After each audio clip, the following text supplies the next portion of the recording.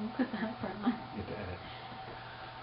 Well, hi everyone, Paul and Michelle. So we decided to start shooting some videos to help update everyone with our situation and kind of share our story with you a little bit as we go through this. We're learning so much, and one of the things we've learned a lot about is that Would you play? I can't do this. I want to know what I'm going to say. No, I just start getting into trails. I start talking. I'll go off on all these tangents. I feel like we should say something about... Why don't I do the intro? Okay. That sound good? Yeah. We're starting again now? Yeah. Profile, and we can make sure we fit in the frame. Okay.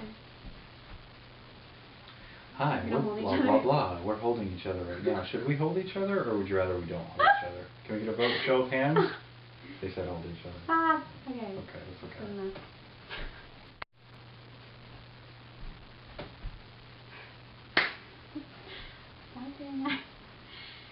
Hey, it's Michelle here, and if you guys haven't met him, this is my husband Paul.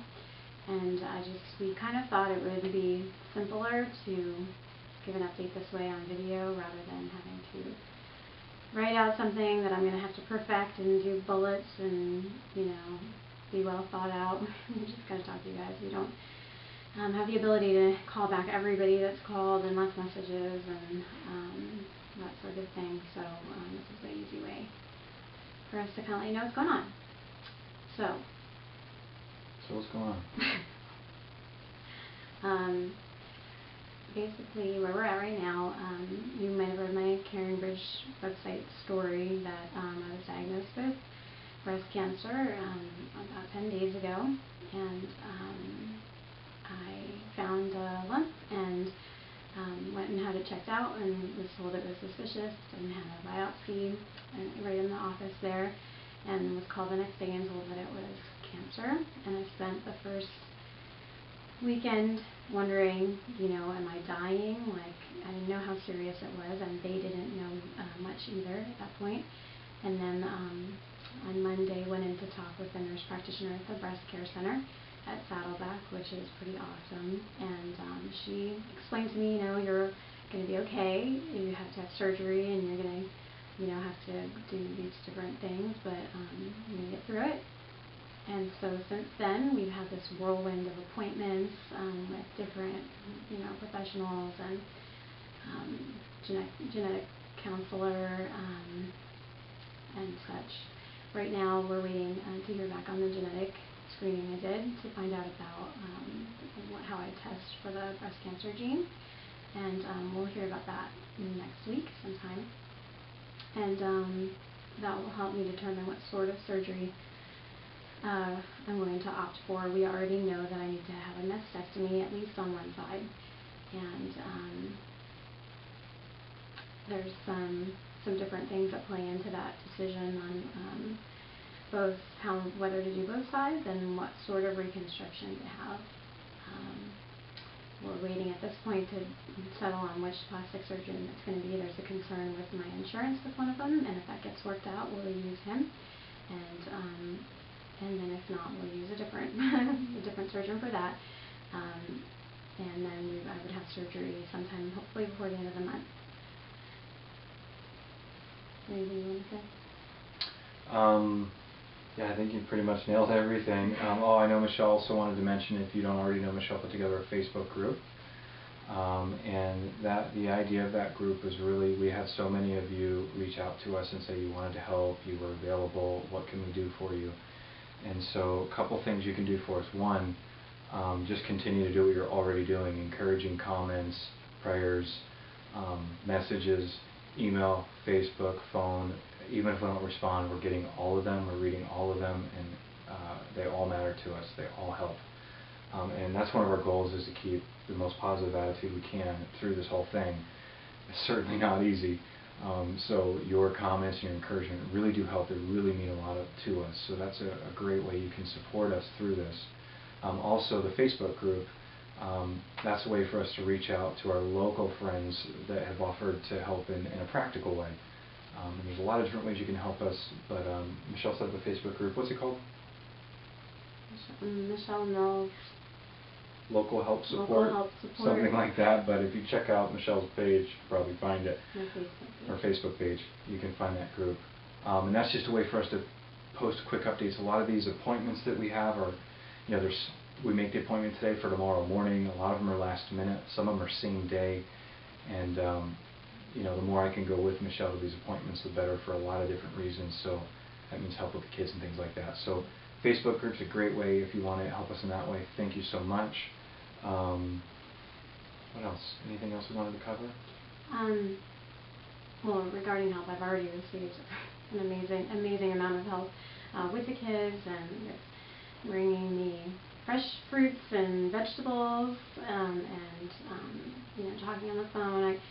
I do have one or two close friends that have gone through a similar experience, so they've been able to share with me, and that has been really helpful. Talk about their experience and what they chose to do in the situation.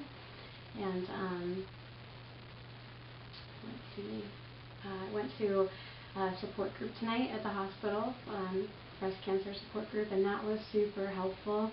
I have felt a little bit isolated, even though I know that cancer is not that uncommon. I work at the hospital and see how many surgeries we have on the schedule.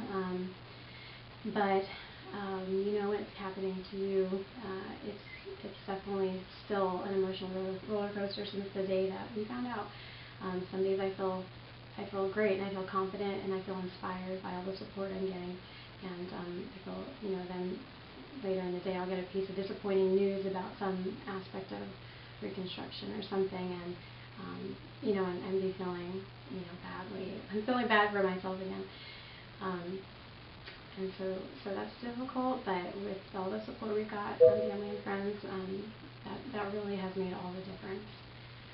And did we tell them about the time frame a little bit? I think you said surgery by the end of the month. I don't know if we talked about recovery at all. Depending on what sort of surgery I do, either way, there's going to be a week of pretty intense recovery where I won't be able to do much of anything. And then several weeks after where I'll be pretty inhibited, won't be to totally be able to return to normal activities for I'd say at least a month. Then depending on what sort of reconstructive surgery I have, there's a kind of a process where I have to go through, I think, 3 procedures. So after the first surgery, I have to do 2 more, and the whole process I think takes about 9 months. So that's kind of the timeline. Yeah. It looks like the surgery is probably going to happen in 2 weeks. I think you mentioned that. So, the month of September is when we're really going to need support practically locally. We have some family members that are planning to come visit us and stay with us, and we really hope that works out. That's a huge help. Okay, I think we covered everything. Well, again, if we didn't already make it clear, thank you so much for the support, everyone. Even the comments and the voicemails that were left, those mean so much to us. And obviously the practical help as well. It makes a huge difference for us.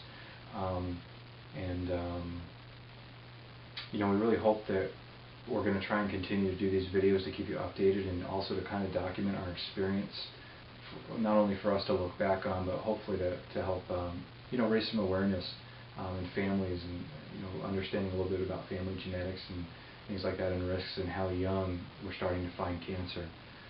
There's kids 16, 19-year-olds, young women that have breast cancer. It's crazy. So that's a really important point to note. I think for people watching this, is that first of all, one of the more recent statistics is that by next year the cancer rate will be 1 out of 2 people, which is fairly alarming.